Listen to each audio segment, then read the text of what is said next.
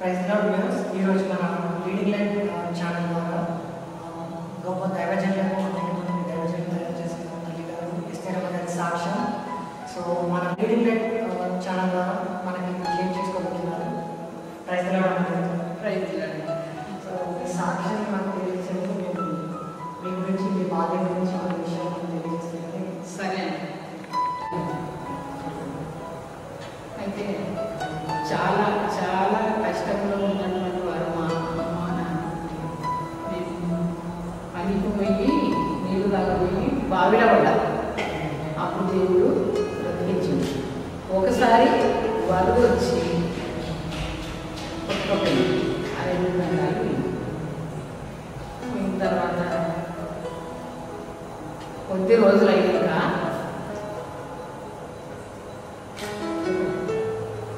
అయితే ఈ చిన్న వయసులో నాకు దేవుడు అంటే తెలియదు. మా అమ్మగారికి కూడా ఇది తెలియదు.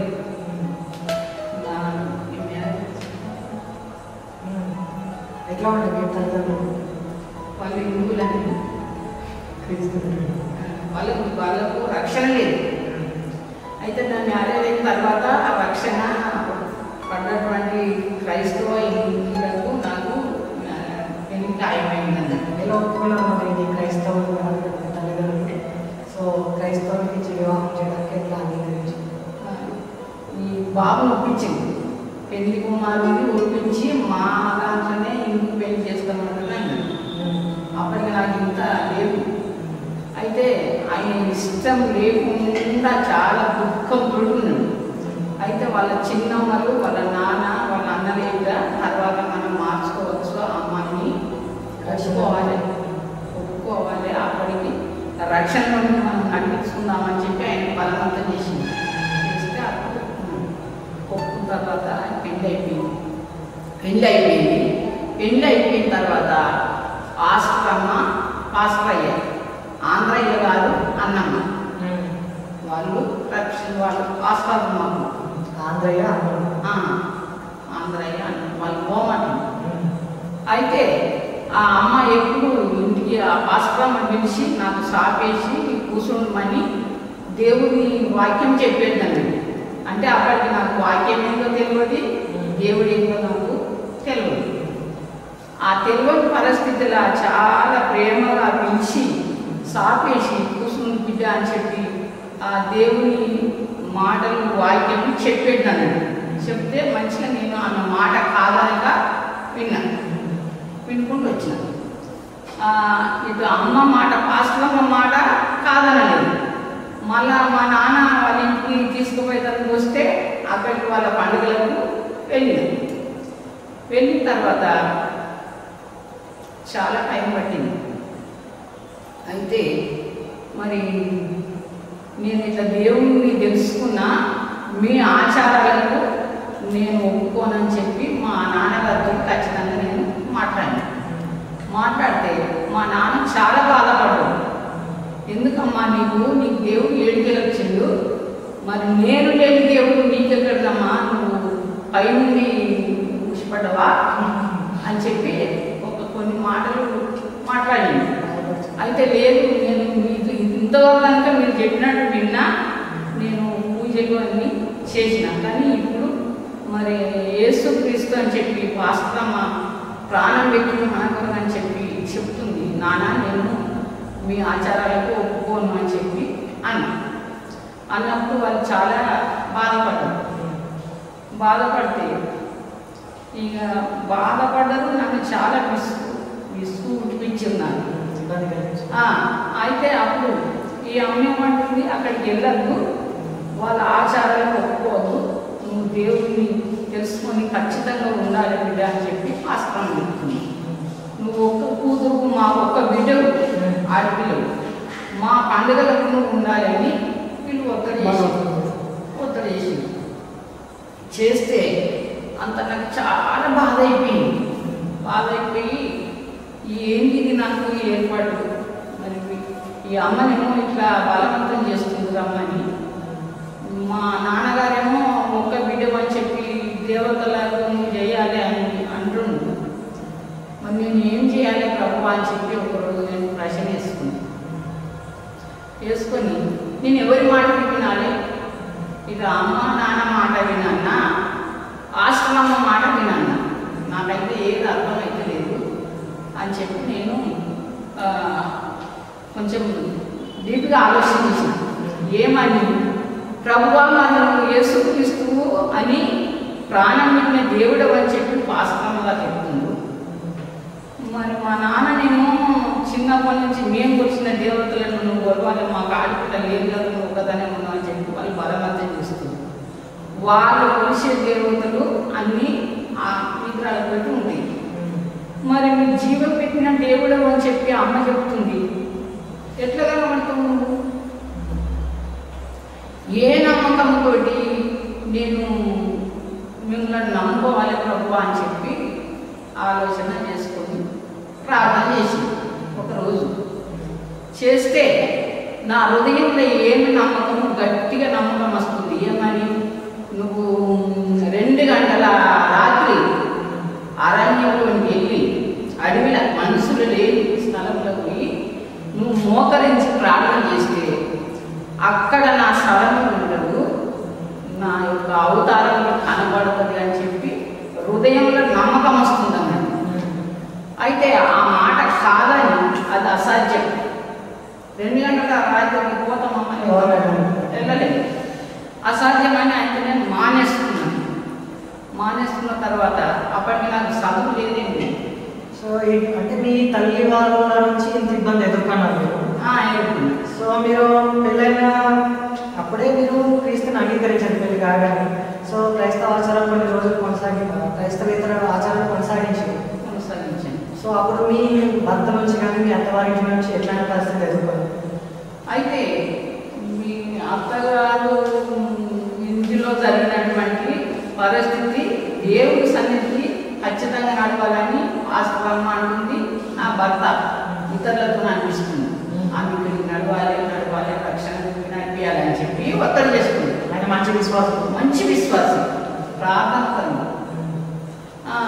మా నాన్న మా అమ్మనేమో మా ఒక్క ఆడపిల్ల, నువ్వు మా ఇంట్లో పండుగలు అయితే నువ్వు కనబడాలి, నీ చేతితో చేయాలని ఒత్తిడి చేసేది. కొద్ది రోజులు ఇక్కడ సంపాదించి వాళ్ళని మనసు నింపినా ఇక్కడ అమ్మ పాస్కమ్మని అక్కడే వెళ్ళిన తర్వాత ఇక ఒకరోజు ఆలోచన చేసుకొని మరి నేను ఎవరి మాట వినాలి ప్రభువా అని చెప్పి నువ్వు కనిపించాలి, జీవం పెట్టిన దేవుడు అని వాస్తవం చెబుతుంది. మా అమ్మ వాళ్ళు కొలిచేది ఏమో విగ్రహారాధన, మరి ఇంట్లో సత్యం ఉన్నది ఇక్కడ. కాకపోతే నా కొరకు ప్రాణం పెట్టినట్టుగా ఉన్నట్టయితే దేవుడా నాకు కనిపించాలని చెప్పి నేను ఆలోచన చేసుకుంటే ఒకరోజు వచ్చిందన్నట్టు, ఎట్లా ఈ ఇల్లు ఇడిచి అడవిలోనికి వెళ్ళిపోతే 2 గంటల రాత్రిలా అక్కడికి పోతే అవతారము స్వరము నువ్వు వింటావు అని చెప్పి నాకు నమ్మకం కలిగింది ఉదయంలో. కలిగితే అప్పుడు అది అసాధ్యం అనుకున్నాను నేను. అది అంత రాత్రిలో ఎవరు పోతాం, ఆ రోజుల్లో అసలు అని ఇక అది విరమించుకొని మానేసి పోతున్నా, గుడికి పోతున్నా కానీ ఆ తలంపు మానేసిన. మళ్ళా కొద్ది రోజులు అయిన తర్వాత ఖచ్చితంగా దేవుని సన్నిధిని మీరు కలిగి ఉండాలి, వినాలి, ఆయన స్వరము, ఆయన యొక్క అవతారం నాకు కనిపించాలి అని మళ్ళా ప్రార్థన చేసుకుంటే మళ్ళా అదే స్థలము ఏళ్ళుమని వస్తుంది. అక్కడికే వెళ్తే ఈ కార్యము చూడగలుగుతామని నమ్మకం వస్తుంది. అట్లా 3 సార్లు అయింది. 3 సార్లు అయిన తర్వాత ఒకసారిగా నేను అన్ని లోకాశాలన్నీ తీసేసుకొని చూడాలి, ఇది ఖచ్చితంగా చూడాలి అని చెప్పి 8 గంటల రాత్రి నుంచి వెళ్ళిపోయింది. టవాల్ తీసుకున్నా, ఎవరికి చెప్పాలి, చెప్పుకొని ఇట్లా బయటకు పోతా అంటే నీకు ఇల్లు లేదంట, ప్రార్థన చేసుకుంటాను ఇల్లు లేదంట అని చెప్పి ఎవరికి చెప్పకుండా ఒక టవాల్ తీసుకొని 8 గంటల రాత్రి ఇంటికి వెళ్ళిపోయింది. 3 కిలోమీటర్లు రాగి 3 కిలోమీటర్లు నడిచి వెళ్ళి కేకుల్లా ఆగి చాలా శబ్దాలు మనసులో శబ్దం లేనటువంటి అడిగి అక్కడికి వెళ్ళి నీవు ఉంచితే బ్రతుకుతా తీసుకుంటే నేను నీ సన్నిధికి వస్తా అని చెప్పి మొండి పట్టుదలతోటి టవాలు వేసుకొని మోకరించి ప్రార్థన చేసింది. ఎట్లా అరణ్యంలో ఎవరు ఉండరు కాదు, పెద్ద స్వరం గొంతెత్తి స్వరం ఎత్తి బాగా ప్రార్థన చేసింది. చేస్తే నక్కలు వచ్చింది, దూరంకి వెళ్ళి నక్కలు వచ్చి అవి కేకలేసి వెళ్ళిపోయింది. ఏమన్నా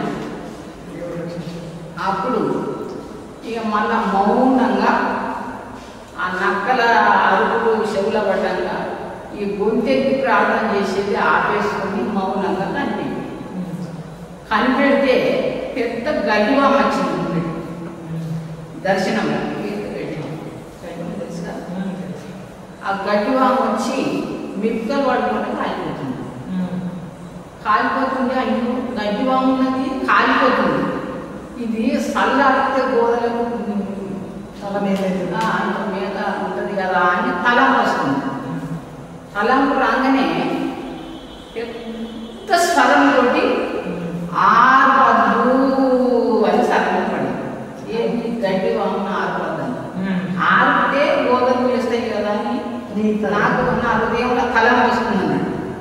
ఆర్పద్దు అని చెప్పి మేఘాల నుండి పెద్ద ఆకాశం పగిలినట్టుగా శబ్దంతో ఆర్పద్దని స్వరం వినపడింది. వినపడ్డాక భయం అయితే వినపడ్డాక ఇది ఉరుముతుంది, పిడుగు పడుతుందేమో నా మీద అని చెప్పి మీరు చూసేసరికి ఆకాశం తెరవబడ్డది.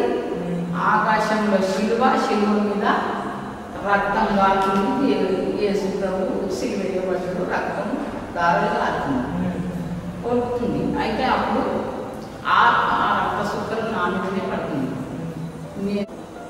ఆ రక్తం చిమ్ముకుంటూ నా మీద పడుతుంది. ఈ రక్తం నా మీద పడుతుందని చెప్పి అటు జరుగుతుంటే ఎటు జరుగుతుంటే అటే నా మీదకి వస్తుంది. అప్పుడు మీరు చూసేసరికి వెలుగుల సిలువ దేవుడు కనిపించింది. అప్పుడు నేనేం చేసినంటే నాకు చాలా దుఃఖం వచ్చింది. కన్నీళ్ళు నేను అనుకోని రీతిగా ఏడుస్తున్నాను. కన్నీటి ప్రార్థన చేశాను. అన్నిటి ప్రార్థన వచ్చింది.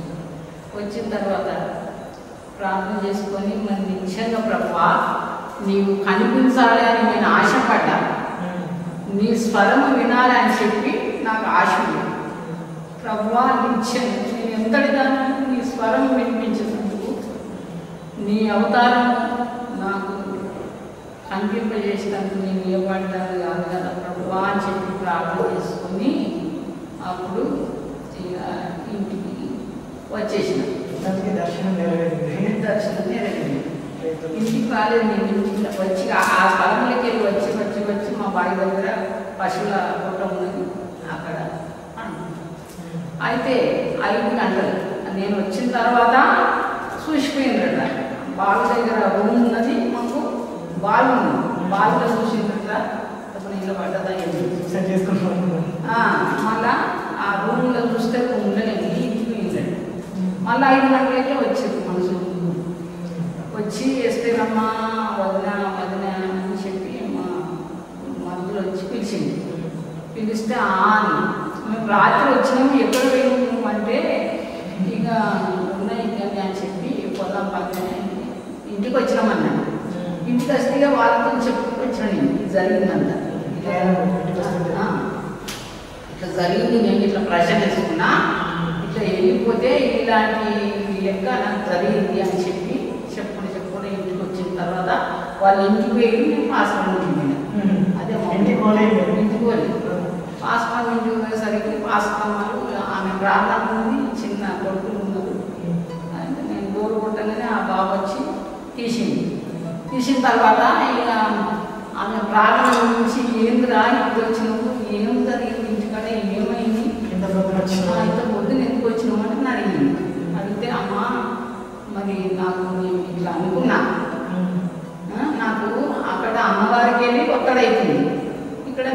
దేవుడు అని చెప్పుకుంటూ రెండు పడవలు అయితే మరి నేను ఎక్కడ స్థిరంగా ఉండాలి అని చెప్పి ప్రశ్నిస్తుంటే నాకు ఈ తలంపు నాకు ఉదయం వచ్చింది. వరాన్యంలో పోయి ప్రార్థన ఉంటే అప్పుడు నీ కార్యం జరుగుతుందని చెప్పినప్పుడు దేవుడా నమ్మకం అనిపించింది. వెళ్ళిపోతే ఇట్లా జరిగినాయి అని చెప్పిన. చెప్తే మనం ప్రార్థన చేస్తాము, ప్రార్థన చేసినాక దేవుడు ఏం బయటపరుస్తాడో అది చెప్తా అని అమ్మ ప్రార్థన ముందు ప్రార్థన ముగించినాక ఆమె ఏమన్నానంటే, ఇక నువ్వు దేవుడు కనిపించాలి అని ప్రశ్నిస్తున్నావు కదా, నువ్వు ఆశపడవు. అయితే దేవుడు నీకు ఒక షరతు పెట్టింది, చూద్దామని అరణ్యంలోకి ఎక్కువమని చెప్తే నీకు కొంచెం మొదటి మాట డౌట్ వచ్చింది, రెండో మాట నిరాశనే, మూడో మాట ఖచ్చితంగా నువ్వు వెళ్ళిపోయి నువ్వు అలా అయింది. అయితే నువ్వు పోయింది కాబట్టి దేవుడు నీకు కనిపించిండు. 6 గడ్డి వామనగా నువ్వు చేసిన పాపం నిప్పుగా ఆకాశం నుండి అగ్ని వచ్చి ఆ పాపాన్ని కాలిపోతుండగా ఉండాలని చెప్పి మళ్ళా చల్లారిపోవాలని అనుకున్నాను. అయితే అది 6 అని ఖచ్చితంగా దేవుడు సమర్పించింది. అప్పుడు మళ్ళా పిడుగుపడ్డదాన్ని నువ్వు భయపడి చూస్తే ఆకాశం తెరవబడ్డది, దేవుడు కనబడ్డాడు, నీ కొరకు శిలువ రక్తం కనబడ్డది అని చెప్పి ఆ రోజు నిశ్చయించుకుని మీరు రక్షణ ఆ రోజు నిర్ణయించుకుని మీరు రక్షణ దేవుడు మీకోసం వచ్చాడని నిర్ణయించుకున్నాము. పూర్తి విశ్వాసం వచ్చింది. విశ్వాసం వచ్చింది. అయిన తర్వాత చాలా గొప్ప సాక్ష్యం అయింది. నువ్వు సాధించిన మొత్తంగా దేవుడు నిన్ను రక్షించిండు, నీకు ఇచ్చిన దర్శనం గొప్పది అని చెప్పి అప్పటికి నాకు 5 పిల్లలు చెప్పలేదు. చాలా టైం పట్టింది దేవుడు పూర్తిగా తెలుసుకునే వాళ్ళు. 5 పిల్లలు పుట్టే వరకు కూడా నేను ఏంటంటే దేవుని దీపిగా నేను అనుసరించలేదు. వాళ్ళు పుట్టిన తర్వాత ఖచ్చితంగా నిలబడి చూడాలి దేవుని అని చెప్పి నీవు స్వయంగా అనుభవించింది. నేను స్వయంగా చేసినాను. సో మా పిల్లలు ఎట్లా ఉంటారు? మీ పిల్లల్ని దేవుని సరికి పంపించేవాళ్ళ మీతో? అయితే నేను నాతో నడిపించుకున్నా నా పిల్లల్ని. అంటే మీరు 2 ఆలోచనతో ఉన్నారు కదా, సో అప్పటి వరకు దేవుడు పిల్లలు ఎట్లా ఉన్నారు? పిల్లలు ఇంకా నాతోటే మోహరిస్తూ ప్రార్థన చేసుకుంటూ నేను ఎక్కడుంటే నాతో నా పిల్లల్ని తిప్పుకుంటున్నాను. కాకపోతే నేను ఉండేది వీళ్ళ రమ్మని ఇక్కడికి పోతున్నా, వాళ్ళ రమ్మని పిల్లలు మాత్రం చర్చకి వెళ్ళేవాళ్ళు తీసుకోకుండా. అట్లా అయిన తర్వాత అప్పుడు ఈ సాక్ష్యం నెరవేరింది అని చెప్పి అన్నది. అన్నాక నేనేం చేసిన, అప్పటికి నాకు చదువు లేదు, నాకు చదువు రాదు. ఇక నేను అప్పుడు ఏం చేసినంటే, ప్రభువా నాకు కనిపించాలంటే నీ అవతారము నాకు కనబడుతుంది, నీ స్వరము వినాలంటే నాకు నీ స్వరము వినిపించింది. నాకు ఏం ఆశ లేదు, నాకు ధనముకు ఎందరు పొందాలన్నట్టు ఏదో, కాకపోతే నాకు నీ గ్రంథం చదివేటువంటి చదువు నాకు కావాలని ఆశపడుతున్నాను ప్రార్థన చేసింది. ఖచ్చితంగా చేస్తే ఒక నెల 15 రోజుల వరకు ఇట్లా ప్రతిరోజు ఆకాశంలో అక్షరాలు కూడా మళ్ళీపోతుంది. దర్శనంగా మొక్కలన్నీ ప్రార్థన చేస్తే అయితే ఇట్లా అక్షరాలు వచ్చుకుంటా మళ్ళీపోతుంది. ఇవి నాకేం అర్థం కాదు కదా, అది చదవరాదు కదా, అవి ఏంటి అని. అప్పుడు ఇక చదువు వచ్చిన వాళ్ళను ఆ అక్షరాలు గుర్తుపట్టుకొని ఇట్లా నేల మీద ఉసిగిన కట్టెతో మీద కట్టెపులతో ఇట్లా రాసి ఆకారంగా కనబడ్డాయి రాత్రి నాకు అంటే మీ పాపము క్షమింపబడి ఎందుకంటే పాపి అంటారు. ఆ స్టేట్మెంట్ మొత్తం అంత గుర్తుపెట్టుకున్నారు. అది అక్షరాలు కనబడ్డట్టుగా గుర్తుపెట్టుకొని ఈ విషయం రాసి ఇచ్చారు. అట్లా చెప్పింది. చెప్తే ఆయన అప్పుడు నేను ప్రభువా నాకు నిజంగా అక్షరాలు నాకు కావాలి, నేను చదువు నాకు రావాలి ప్రభు అని ప్రతిరోజు ప్రార్థన చేసుకుంటా. ఇది మొదటి అక్షరాలు ఉంటాయి కదా, అది 2వ తరగతి పుస్తకం తెప్పించుకొని ఒక చదువు వచ్చిన అమ్మాయిని తీసుకొని ఒక నెల రోజులు అవి గట్టిగా వేయాల్సుకొని ఇక దాన్ని బట్టి తలకట్టు దీర్ఘము ఒత్తులు ఉంటాయి కదా అవి, ఇక అవి బట్టి ఈ గ్రంథం వచ్చిన తర్వాత ఇక అప్పుడు ఇప్పుడు తెలుగు అంతా చదువుతుంది స్పష్టంగా అన్ని చదువుతుంది. బైబిల్ పేపర్ మా పేపర్ ఉంటుంది. ఎన్నిసార్లు చదివి బైబిల్ చదివిన ఇప్పుడు చదువు వచ్చిన నుంచి మొదలు పెడితే ఇప్పుడు చాలా నాకు 20 సార్లు మించినాయి. అయితే అట్లా అయిన తర్వాత ఏమైంది, ఇక శ్రమలు వచ్చినాయి, బాగా శ్రమలు వచ్చినాయి. శ్రమలన్నీ తెచ్చావు, వరాని శ్రమలు వచ్చినాయి. శ్రమలు వచ్చి ఒకరోజు నా విశ్వాసం కోల్పోయి తర్వాత దేవుడు అనిపించినాక ఈ శ్రమలు రావడం ఏంటి నాకు అని చెప్పి దేవా దేవా దేవా అని చెప్పి చాలా శ్రమ పడి ఒకరోజుగా నేను విరమించుకుందాం అనుకున్నాను. నా ఆత్మ చాలు, ఈ బతుకు చాలు, నాకు చెప్పరాని శ్రమలు వస్తున్నాయి, నిందెలు, బాధలు, శ్రమలు ఎన్నింటినో ఎదుర్కోవచ్చు వస్తుంది. కుటుంబంలో మళ్ళా బయట పాలలు ఇవన్నీ ఒత్తిడి అయ్యేసరికి ఎందుకు క్రీస్తుని అంగీకరించాను ఇక ఇంకేంటి అని చెప్పి దేని విషయంలో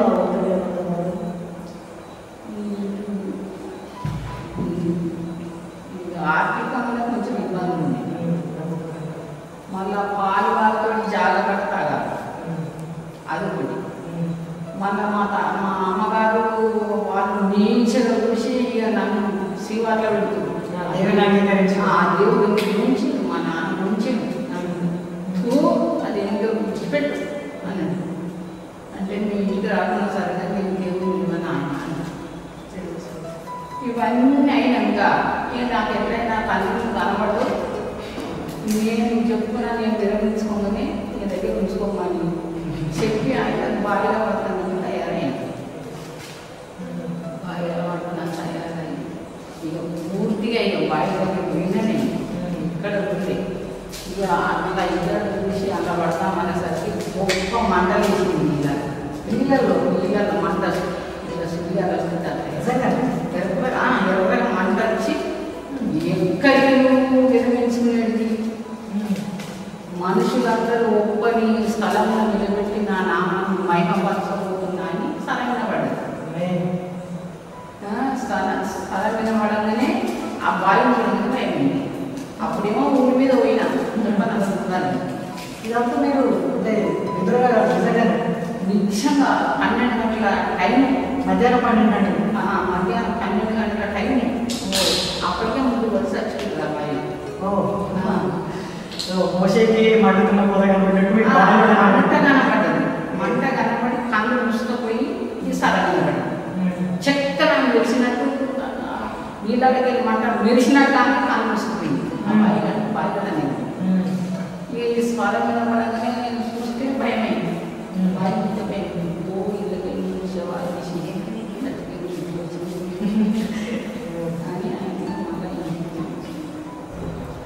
ఇక ఆ శ్రమలు ఎదుర్కొన్నాం.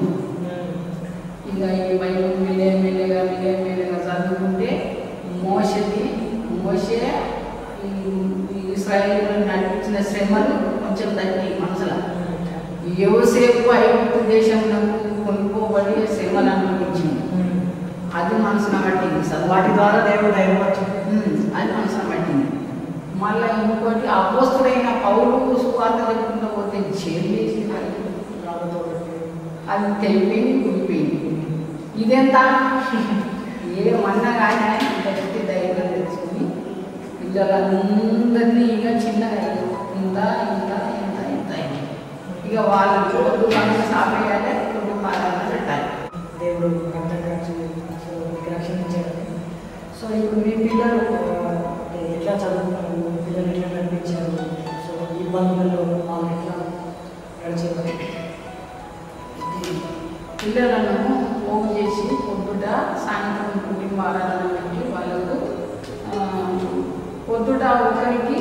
వంతు పెడుతుంది ప్రార్థన చేయండి. చిన్నపిల్లలే పొద్దుట ఒకరికి మీరు ఒక అమ్మాయి పొద్దుట చేయాలి, ఒక అమ్మాయి రాత్రి చేయాలి. ప్రార్థన కుటుంబ ప్రార్థన వాళ్ళు చేసిన తర్వాత పొద్దుట ఒకళ్ళు ఏం చేయాలో ఒకళ్ళు పెద్ద మనిషి చేయాలి. తండ్రి నాన్న చేయాలి, నేను చేయాలి. అట్లా పిల్లలు ఎవరైనా ఒక పిల్ల ఒక తల్లి, మళ్ళీ రాత్రి తండ్రి ఒక పిల్ల అట్లా చేస్తుంది. మళ్ళీ వాళ్ళకి అన్నం పెట్టినప్పుడు మళ్ళా రోజు ఒకరే వంతు దేవా అన్నం ఇచ్చినందుకు వందనాలు ప్రభు అని చెప్పి భోంచేయండి.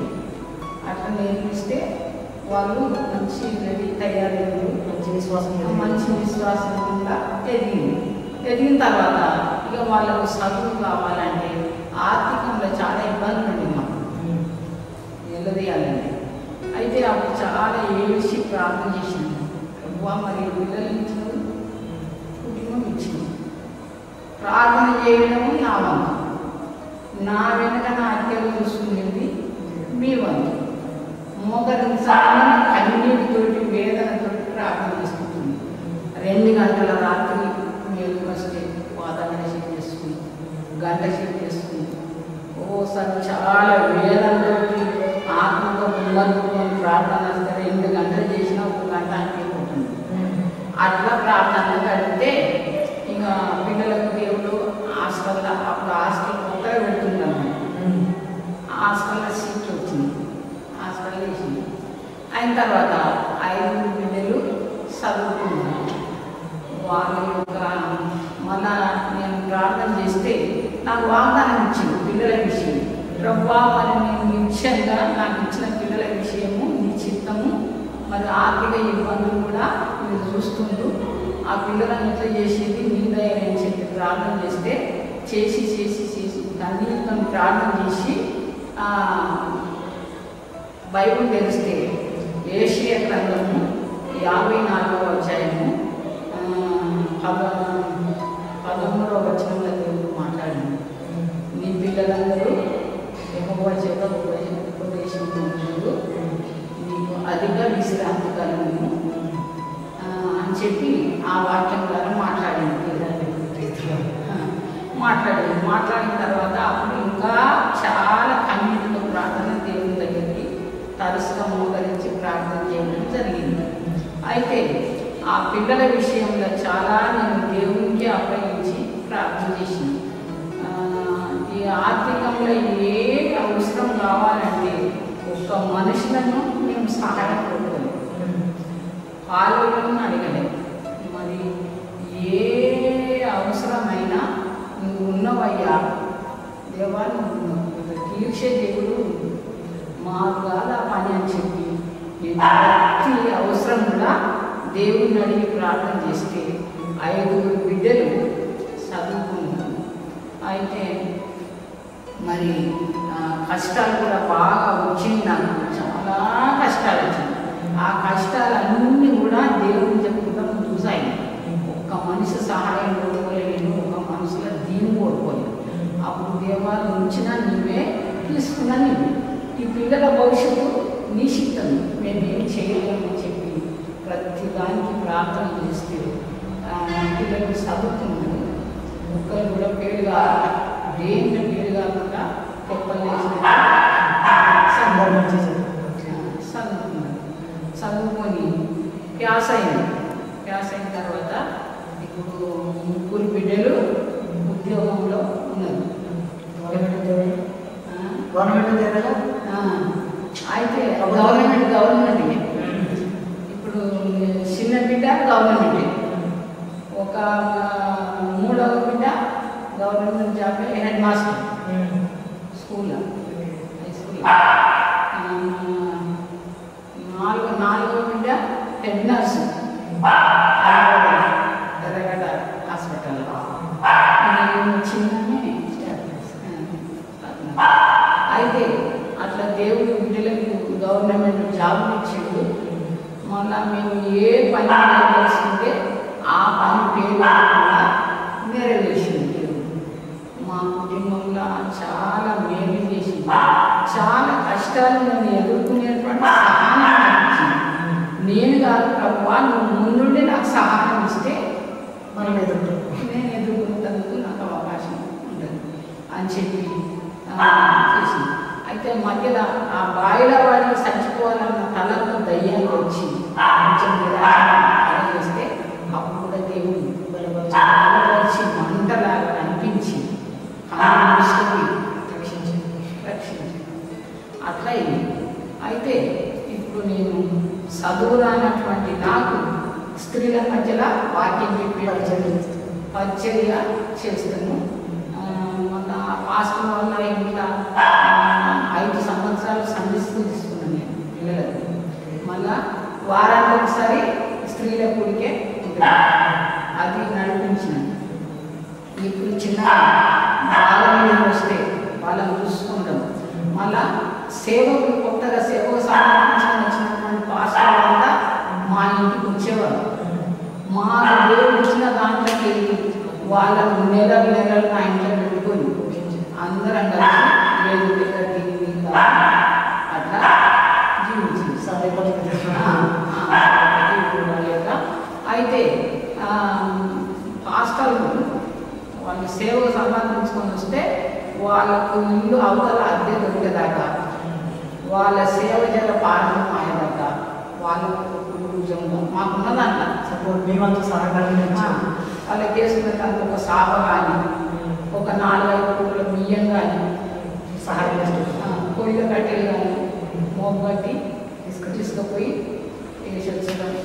మళ్ళీ వాళ్ళకు అద్దెకు ఇల్లు కుదిరేదాకా ఇంట్లో వాళ్ళకి 2 పిల్లలు ఉన్నా వాళ్ళని మేము దగ్గర పెట్టుకొని చేస్తున్నాం. నిన్న ప్రకాష్ గారు భార్యకి తీసుకోలేదు. ఆయన సాక్ష్యం కూడా చెప్పిన ఆ వాళ్ళు కూడా ఇట్లా తొలుగుత సేవకు వచ్చినప్పుడు మా ఇంట్లోనే ఉంది ఇల్లు అద్దె ఉంటే అప్పుడు కొత్తగా వచ్చింది కదా అని చెప్పి మాకు శనిగలు వండివి. ఒక 4 కిలోల శనిగలు, 12 కిలోల బియ్యం, 3 కట్టెలు, సాపా తీసుకుపోయి చేసినాం. అలాంటి ప్రకాష్ గారు ఎంతో సేవ అయితే దైవజనులంతా అంటే దేవుడు ఇచ్చినటువంటి సహాయము, దేవుడు ఇచ్చిన సహాయం దాంతో మరి అట్లా వాళ్ళకు ఒక భుజంగా నిలబడి వాళ్ళ యొక్క సేవలను తోడ్పడి పడేటువంటి శక్తి దేవుడు ఇచ్చిండు. పిల్లలను కాపాడిండు. నాకు ఆరోగ్యం ఇచ్చిండు. నాకు 75 ఏళ్ళ వయసు.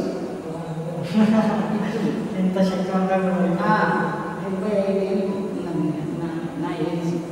అయితే ఇప్పటి వరకు దేవుడు ఆరోగ్యం ఇచ్చి కాపాడింది. ఇప్పటి కూడా మరి స్త్రీల మధ్య నేను పరిచయం చేస్తా.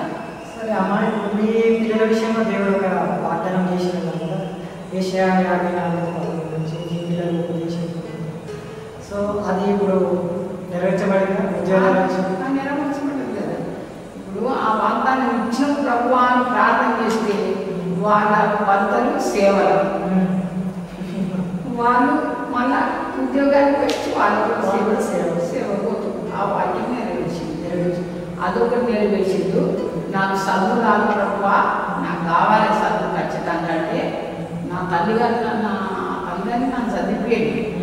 మామూలుగా ఏ సమయం చేసుకున్నాను. చదివిచ్చిండు. 2 ఐడియా. 3వది నువ్వు కనబడాలే, నీ స్వరం వినాలి అని అనుకుంటే 2 గంటల రాత్రి అరణ్య మార్గానికి వేదనకు ధైర్యం ఇచ్చింది.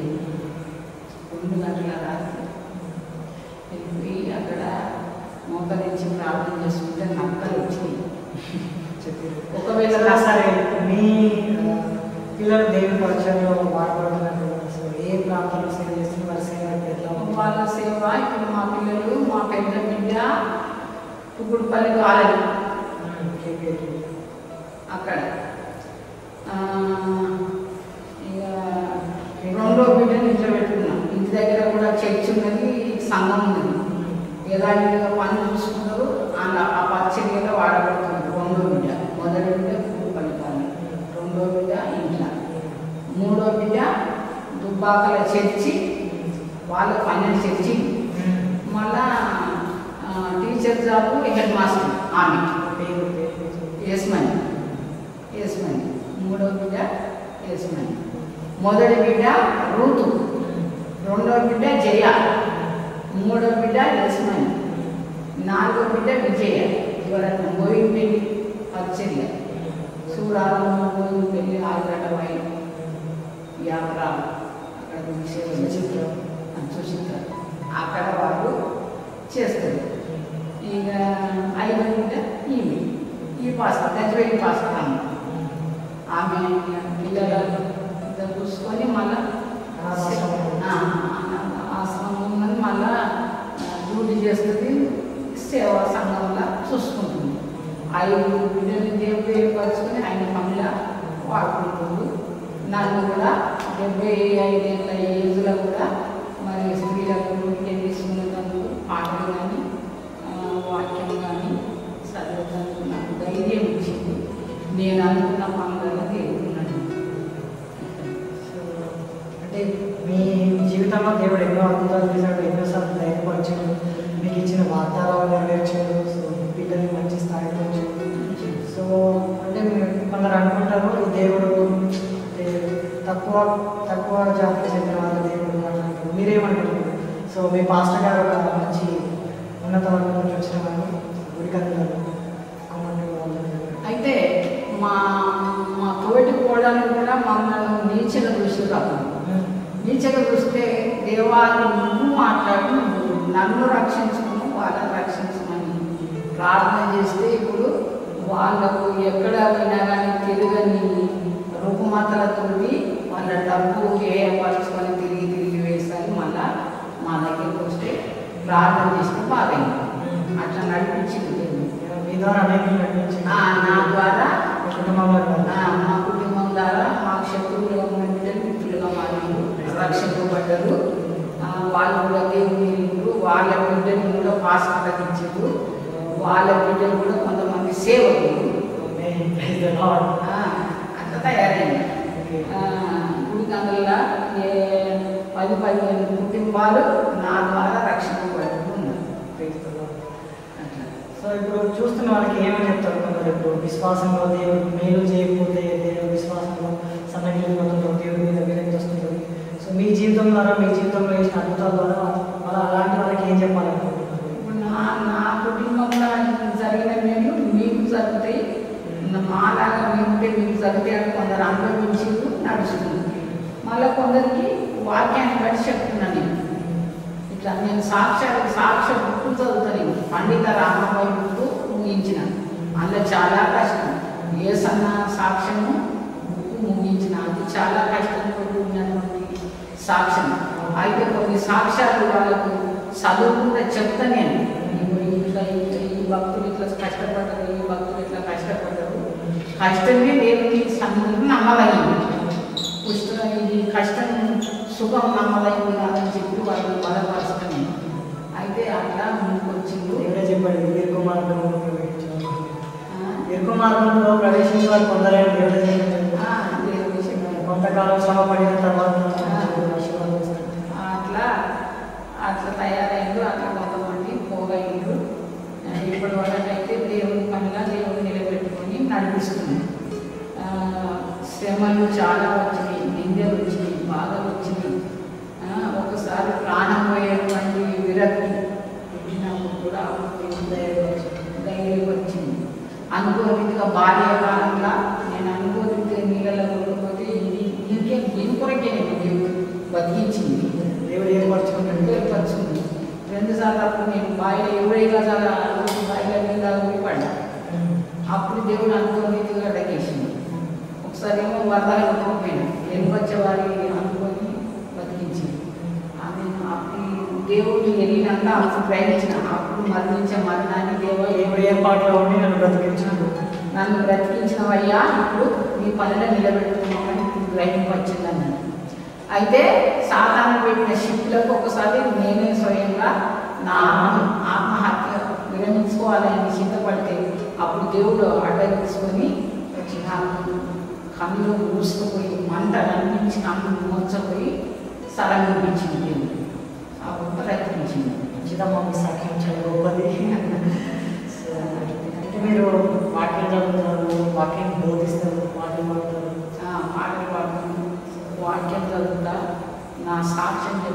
వాళ్ళని నేను ధైర్యపరుస్తాను. ధైర్యపరుస్తా.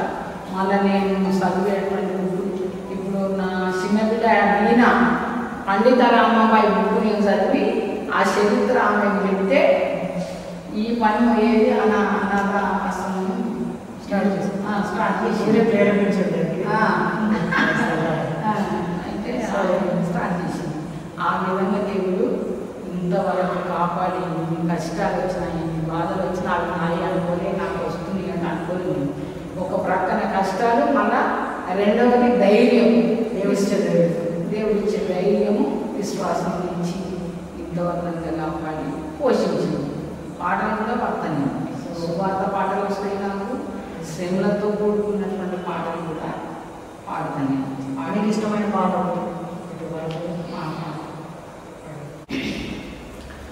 పాదాలని కడగనా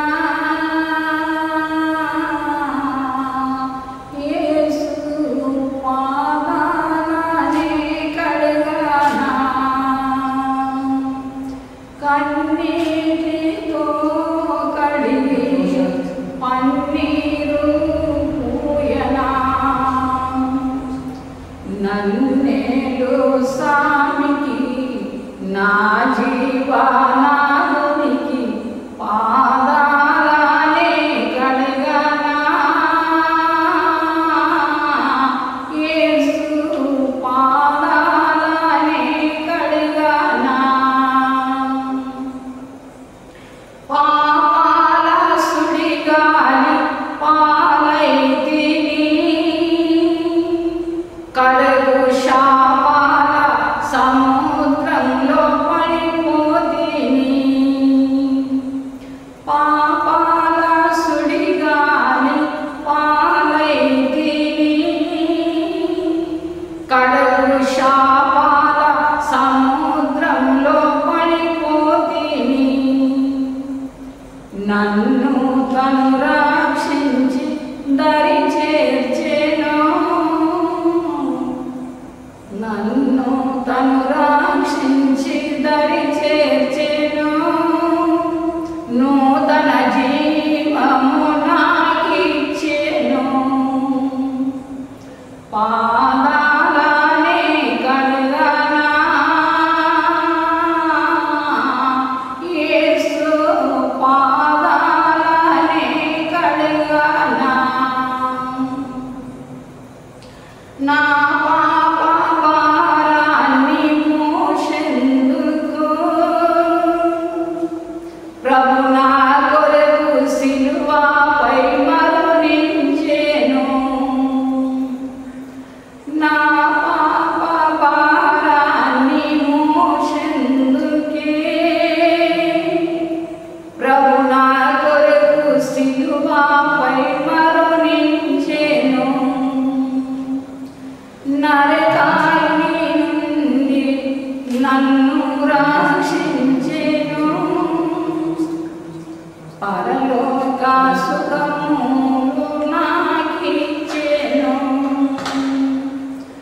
నరకాగ్ని నుండి నన్ను రక్షించెను,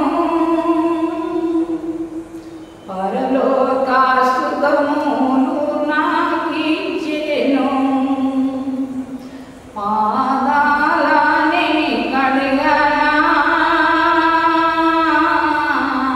యేసు, పాదాలనే కడగనా, కన్నీటితో కడిగి పన్నీరు పూయనా,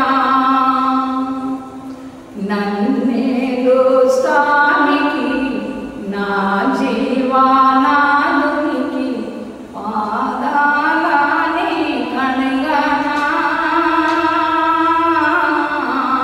యేసు, పాదాలనే కడగనా.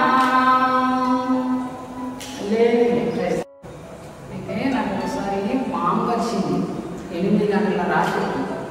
కలిస్తే మా వాడకట్టు ప్రజలు మంత్రకాల దగ్గర తీసుకుపోతా అంటే తీసుకుంటే ఆయన తీసుకుంటాడు. నేను నమ్ముకున్న దేవుడు ఉంచితే ఉంచను, కానీ నేను మాత్రము వేయించుకొని రానని చెప్తే వాళ్ళు చాలా నన్ను బాధపడ్డారు. ఎందుకమ్మా ఇంత ముండిపడు పాము వచ్చినా కానీ నువ్వు రానంటున్నావు అని చెప్పి వాళ్ళు అన్నారు. అంటే లేదు ప్రభు గొప్పవాడు, ఆయనే చిత్తం పెట్టుకుంటే గట్టిగా జరగదు నేను నా పట్ల అని చెప్పి అంటే పాస్వాన్ వచ్చి ప్రార్థన చేసింది. ఆమె కొడుకుని తీసుకొని వచ్చి 12 గంటల దాకా ప్రార్థన చేస్తే నోట్లకి వచ్చేది అయిపోయి ప్రతిజ్ఞని ఏం చేసి విషం చెడు వచ్చింది. ఒకసారి నాగుపాము మడి మీద వేస్తే కాటు వారి రక్తం వెళ్ళింది. అప్పుడు కూడా సంఘస్థులంతా పట్టుదలతో ప్రార్థన చేసిండు. నేను కూడా ప్రార్థన చేస్తుంటే అప్పుడు దేవుడు యథావిధిగా తీసేసింది. ఏం కాదు. అట్లా మా ఊరు ప్రజలకు పట్టుదల అయిపోయింది. చాలా ఖచ్చితంగా ఉన్నది కుటుంబము దేవుని కొరకు.